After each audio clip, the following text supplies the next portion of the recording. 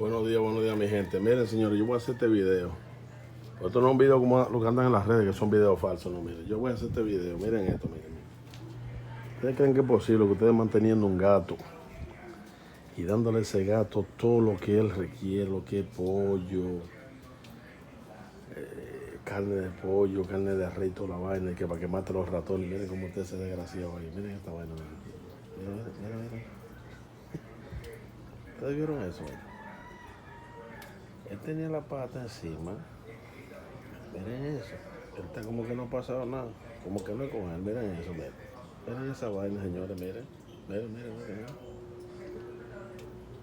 Y uno dándole lo que es comida de la buena. Dándole carne de pollo, dándole carne de res. Ah, no, que ese gato va a acabar con todo eso. En 100 ratones que haya se lo va a comer todo. Miren eso, señor. ¿Cómo se salva un pueblo? ¿Cómo se salva un pueblo? Miren esa vaina, miren eso, miren. Ese fue el gato que nosotros traemos para acá, para que mate los ratones y se coma los ratones. Miren esta vaina, señores. Este país se jodió por todos lados.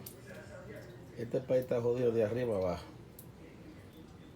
Y los ratones haciendo y deshaciendo ya adentro. Y miren cómo él está aquí afuera, como que no ha pasado nada. No, pero esto es el final, señores.